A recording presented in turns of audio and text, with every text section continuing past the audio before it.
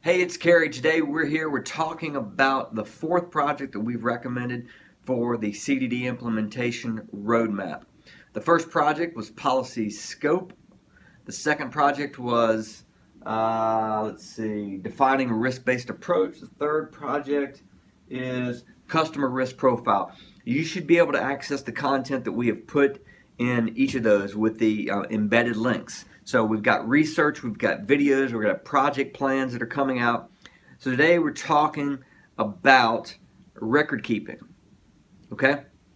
Now, for some of you who've heard me speak, I've talked about the first SAS 70 audit that I went on. I worked at Arthur Andersen, and we did a SAS 70 audit for South Trust, for the trust department. And you know what? It wasn't that complicated work. The trust department had a fiduciary responsibility, and in order to meet that fiduciary responsibility, they put in certain policies, procedures, and processes to make sure that they captured the information to show that they complied with that fiduciary responsibility.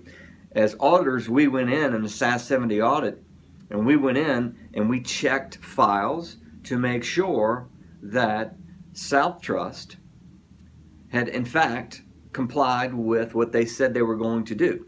Okay, not that much different in the grand scheme of things with what a regulator would do in a BSA audit, or what if your internal audit. Are you doing what you say you are supposed to be doing? Now, there are a lot of complexities around BSA AML, but if you simplify the concept down to record keeping and retention, what is the purpose of what we're trying to capture? What are we capturing it? So for the CDD rule, what I want you to think about is obviously you're going to set, based on your policies and the procedures, the information that you actually capture. Okay, you're going to set into motion the steps to gather that information. So the question here is, how are you going to ensure that the information that you gather is gathered consistently? That's step number one.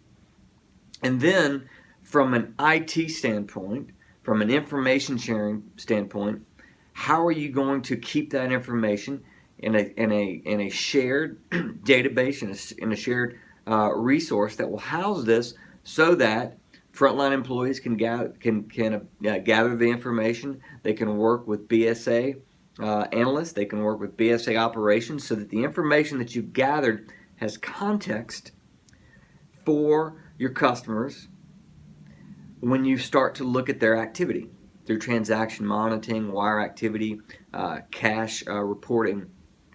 So the most important thing is to identify, is to get consistency in record keeping, and make sure that you're working with someone in your IT department to make sure that information can be shared. So hopefully this is helpful. It's a pretty basic concept what we're trying to get across here. There are certain things that you want to clarify: what you want to capture, record keeping, how you're going to capture it, and then how you're going to access that information, so that you don't have to ask your customer for information over and over again.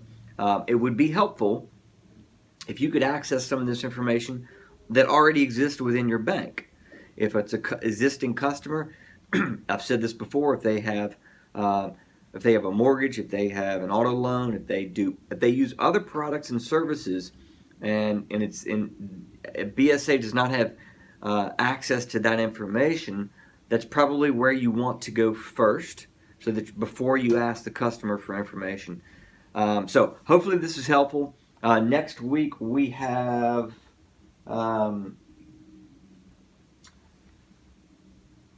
determining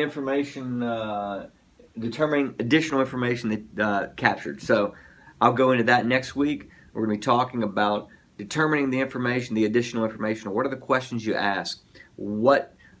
Since there is no central registry, how are you going to get comfortable with mitigating factors that you need to put in place? What should you do to ask the questions? What questions are going to get you comfortable? Well, obviously this is going to go all the way back to your risk-based approach, based on the risk that you've identified. Okay, If you have customers that you've deemed higher risk, you're going to have more mitigating factors. You're going to have more questions that you need to ask. Those that are not, businesses that are not that complex, that you've deemed as low risk, not that many questions to ask. So we'll get into that next week. Hopefully this is helpful.